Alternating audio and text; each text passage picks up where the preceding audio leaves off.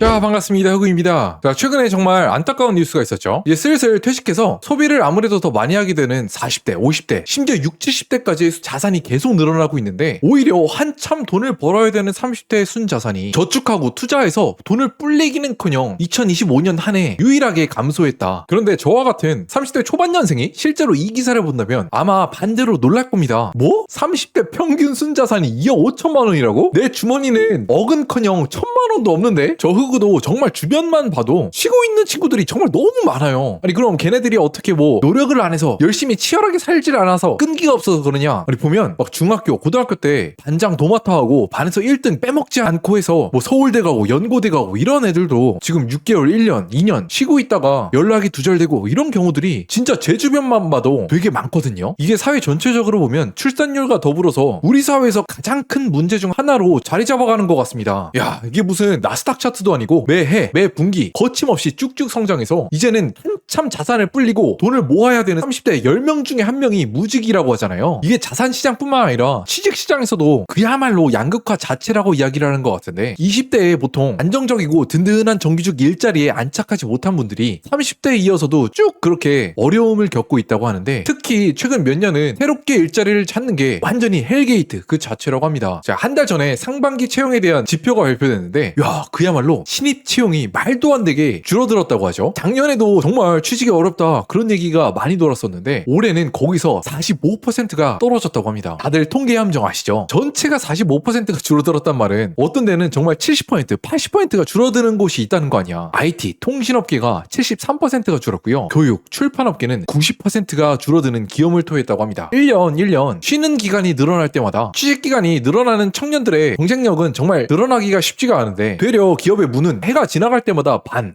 반 이렇게 줄어들게 되니까 그게 진짜 안타까울 따름이죠. 요즘 청년들 입장에선 정말 큰 소외감을 느끼는 부분이 이게 정말 한국의 역사상 이런 적이 없었는데 산업 간에 서로 온도차가 정말 극렬하게 나는 디커플링이 일어나고 있기 때문이라고 하는데 최근에 정말 기분 뉴스가 한쪽에선 들려오고 있잖아요. 야, 한국 경제가 깜짝 성장을 했다. 성장률이 5년 만에 최고다. 누가 일본 따라간다고 했어. 한국 우리 강력한 한방 보여주잖아. 출생률도 반등, 성장률도 반등 하고 있다고 하는데 그런데 한국 경제가 굉장히 강력한 모습을 보여주고 있는 이유들 잘 아시죠? 반도체와 승용차, 특히 반도체가 말도 안 되는 하드캐리를 계속해서 보여주고 있기 때문이라고 하는데 참 안타깝게도 그동안 한국 경제의 가장 강력한 한 축을 담당했던 다른 산업들이 그 반대쪽에선 계속해서 무너지고 있습니다. 석유 제품 10% 감소, 철강, 가전, 액정 디바이스, 자동차 부품, 선박까지. 그런데 이런 산업들이 반도체보다 영업이익률은 낮겠지만 젊은 청년층에게 큰 타격이 있는 이유가 뭔가요? 반도체는 다들 잘 아시는 것처럼 정말 말도 안 되는 고부가가치 산업이잖아요. 매출을 1억을 냈을 때 회사에게 돌아오는 이익이 30%, 40%, 특정 상품은 70%가 넘는다고 하죠. 그 말은 즉슨 매출을 내기 위해서 고용 인원이 다른 산업보다 현격하게 적다는 겁니다. 물론 반도체가 잘해주고 있어서 너무 감사하지만 같은 매출을 낼 때 훨씬 더 많은 사람들을 고용하는 철강, 선박, 석유 제품과 같은 그런 회사들도 앞으로 꼭 잘해줬으면 하는 흑우의 바람이 있는 이유가 바로 그렇고요. 또 사실 이런 쉬는 청년들이 야, 쟤네들 그냥 실업급여 타먹으려고 놀고 있는 거 아니야? 라고 단순히 생각할 수가 없는 게 대규모 노동경제학 연구에 따르면 한번 일자리를 떠난 청년들은 우리 사회에서 짧게는 몇 달에서 한 1년 정도 못 벌었다의 의미를 넘어서 한 사람 인생에 엄청난 영향을 미칠 수도 있다. 그런 연구 자료들이 굉장히 많이 쌓여있죠.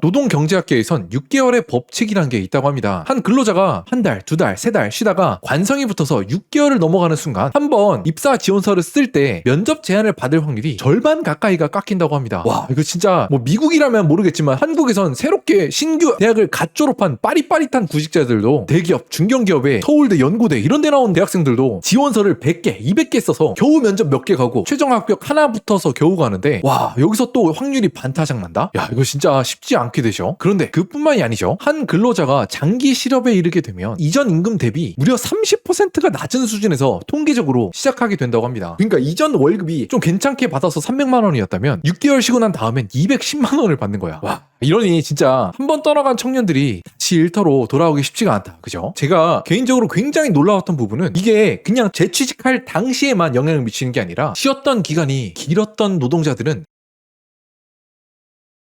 적지 않은 소득 격차가 보였다는 겁니다. 회사를 다니셨던 분들이라면 아마 이해를 하실 것 같아. 보통 한 회사에서 기회를 많이 받고 좋은 부서의 발령을 받고 한 회사의 역점 사업이 되는 그런 일들을 맡기는 사람들은 보통 공채로 들어와서 쭉 순혈로 다니는 그런 사람들한테 주어지는 경우가 많잖아요. 또 그런 사람들이 승진도 하고 또 보너스도 잘 받겠지. 인생에 당연히 해야 될 관문이라고 생각했지만 이제는 완전히 안드로메다로 가고 있는 하나의 성취가 있죠. 바로 내 집 마련입니다. 최근에 서울 노량진 뉴타운이 조성이 되면서 1번 타자로 재개발 아파트가 분양이 됐는데 분양가가 정말 장난 없었죠. 평당 8천만 원이 넘었습니다. 그러니까 국평 기준으로는 26억? 27억 이 정도 했던 거야. 그런데 저같이 이제 자산을 열심히 모아가야 되는 30대 초반 청년층에게는 뭐? 노량진이 30억 가까이 한다고? 심지어 이거 다 지어지지도 않았잖아. 1년, 2년 뒤에 입주하면 거기에 은행 이자만 하더라도 막 3%, 4%가 얹어져야 될 텐데 야 그럼 지금 현가 할인한 가격이 26억이라면 이게 30억이 넘는단 말 아니야? 그게 말이 돼? 라고 생각을 하기 쉽지만 와 이게 진짜 요즘 서울의 부동산인가 봅니다. 노량진 1순위 청약 경쟁률 27대1 특별 공급에 5,000명이 몰렸다. 와, 야 이제 노량진 국민 평양수도 30억이 하는 시대구나 그런 생각이 들고요. 여기서 제가 또 놀랐던 킬포는 특별 공급이라는 데 있죠. 물론 특별 공급에 다양한 전형이 있지만 한 절반 가까이는 뭐 신혼부부, 신생아 출생 가정 이런 데다 몰려 있는데 아니 신혼부부가 30억에 육박하는 이런 아파트에 청약을 한다고? 근데 최근엔 정말 놀랍게도 한편에선 이렇게 쉬는 청년들이 갈수록 역대 최고치를 찍고 있다 이렇게 이야기를 하는데 또 한편엔 요즘 잘 나가는 대기업에 다니면서 성과급도 빵빵하게 받고 이런 뭐 10억, 15억, 수십억 하는 아파트에 돈을 턱턱 내는 신혼부부가 늘어나고 있다고 하죠. 부동산 카페에 가면 이런 글들이 정말 많습니다. 내년에 결혼을 앞둔 신혼부부인데 신혼부부면 정말 아무리 두 분 다 합쳐서 일했어도 10년, 15년 했으려나? 그런데 뭐 합산 연봉이 1.4억, 1.5억이고 바라보는 아파트 가액은 10억, 15억이래. 진짜 갈수록 모든 게 양극화 사회다. 그죠? 우리 사회에서 오랫동안 열심히 돈을 버셔서 자산을 꾸리신 분들은 이렇게 생각하실 수도 있어요. 아니 왜 젊은이들아 왜 사회 초년생부터 수도권 집값에 그렇게 한탄하고 좌절하냐. 처음엔 적당한 곳에서 시작해서 적당하게 벌고 한 푼 두 푼 모아가면서 뭐 40대 50대에 들어가는 게 뭐 서울 아파트 경기도 아파트지 처음부터 못한다고 그렇게 좌절할 필요가 있냐 이렇게 생각하실 수도 있는데요. 그런데 또 한편으론 청년들 입장에선 다들 잘 아시는 것처럼 서울 경기 수도권 이외엔 정말 일자리가 없습니다. 전국 1000대 기업의 지역별 분포 서울과 경기가 그냥 내고 없이 87%를 담당하고 있다고 하고요. 수도권 이외에 나머지 지역들에 그나마 있는 일자리들도 살펴보면 대부분은 고소득이랑은 거리가 굉장히 먼 그런 일자리들 뿐이라고 합니다. 그러니까 사실 요즘 청년들은 그런 삼중고를 겪고 있는 것 같아요. 어떻게든 서울 경기에서 취직을 해야 되는데 집값은 말도 안 되게 비싸고 정규직 자리에 20년 30년에 레일에서 이탈하면 순식간에 도태되는 청년이야. 이렇게 현실의 장벽이 너무 높다 보니까 아주 훌륭한 말씀 많이 하시는 재테크 부동산 유튜버분들 많이 계시죠. 이런 분들의 주요 요지가 젊을 때 아끼고 밤낮 없이 일하고 잘 또 투자를 해서 40대 50대가 되면 좋은 아파트에 살고 노후 대비도 잘하고 살자 그렇게 말씀을 하시는데 진짜 이게 5년 단위로 이걸 이루는 난이도가 너무 어려워 보여.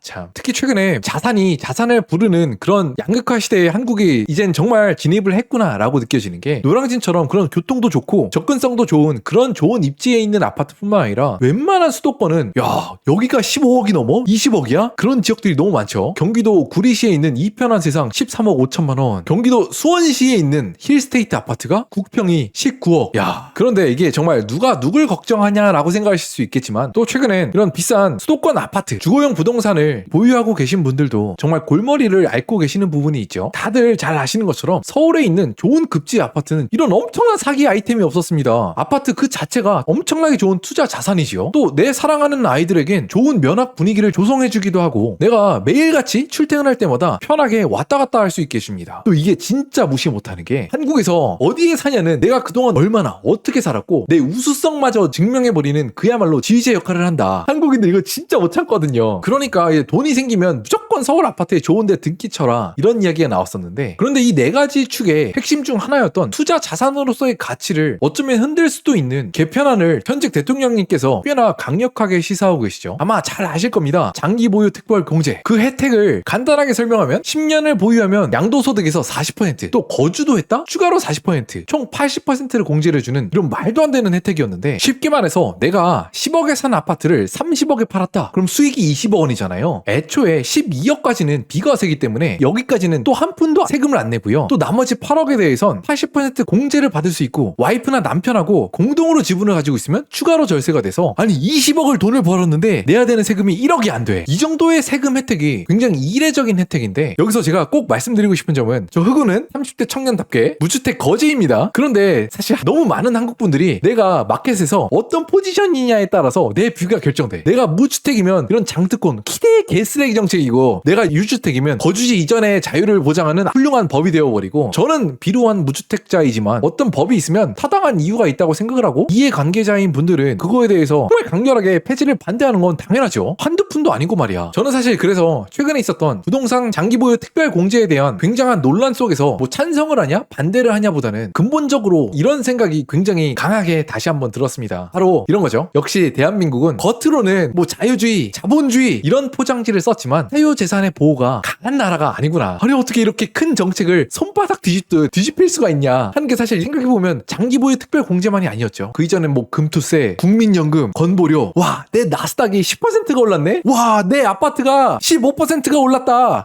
개꿀. 이렇게 희희낙낙거리고 있어도 어떻게든 엮어서 어떻게든 무슨 이유를 대선 간에 토실토실해지면 잡아먹으려고 기다리고 있다. 사실 생각해보면 한국 수립 이념의 기틀이 되었던 농지개혁을 보면 그게 바로 감이 확 오실 텐데요. 자, 다들 저희 국사 시간에 배웠을 텐데, 나라가 나서서 지주들의 땅을 소장농들에게 당시엔 무상으로 나눠주면서 대신 지주에게 소장농들이 앞으로 5년 동안 벌어들이는 돈을 꼬박꼬박 갚을 테니까 그걸로 땅값을 대신하겠다라고 했는데, 전쟁이 터지면서 그 채권 증서가 완전히 휴지 조각이 되어버렸죠. 물론 이 정책이 양날의 검이긴 했습니다. 지주 입장에선 우리 선조가 몇 대에 걸쳐서 노력하고 아끼고 해서 이룩했던 내 땅들을 다 뺏겼으니까 얼마나 억울하고 분통이 터져. 그런데 그런 굉장히 공평했던 한국의 스타트가 나도 좀만 노력하면 진짜 잘 먹고 잘 살 수 있겠네? 그런 기폭제가 되었고, 한국뿐만 아니라 전 세계의 다양한 국가들을 보면 스타트 당시가 평등했던 국가들이 그렇지 못했던 나라들보다 경제 성장률이 훨씬 더 높았던 건 정말 여러 나라의 사례에서도 보여지는 바고요. 그렇지만 또 한편으로 보면 이게 정말 참 무서운 거죠. 사실 사람이 돈을 버는 이유가 굉장히 다양하겠지만, 만약에 정말 나라에서 야 그래? 야 평등 좋지 하면서 상속세 100% 매기고 이렇게 껌뻑하면 부자한테 재산을 몰수해서 나라 전체에 뿌리고 하면 누가 새로운 기업에 투자를 하고 혁신을 일으키겠습니까? 어떻게든 부자들은 땅에 돈을 파묻어서 새로운 일자리는 없어지게 되겠죠. 그래서 사실 자유주의 국가에서 어떤 사람의 사유재산을 보호해주고 그 가문의 이익을 어느 정도까지는 대대손손 유지해주는 게 사회 전체적으로 봤을 때 이로운 점도 분명히 있다는 겁니다. 자, 최근에 사회가 돌아가는 모습을 보면 이제 한국도 자본주의가 50년, 75년, 100년을 향해 달려가면서 사회 정말 모든 분야에서 양극화가 일어나고 있는 것 같아요. 그리고 정부는 어느 정도의 사유재산의 축적을 막는 방법들도 사용하고 있는 것 같은데, 그래서 참 이게 돌고 돌아서 어려운 이념의 문제인 것 같습니다. 사유재산을 보호하는 가치, 또 분배 평등을 도모하는 가치, 그 자체로도 정의롭고 또 나라의 성장을 도모하기도 하죠. 그런데 이제 나라 입장에서 이 둘 중 어디에 중간으로 갈지는 이게 참 어려운 것 같아요.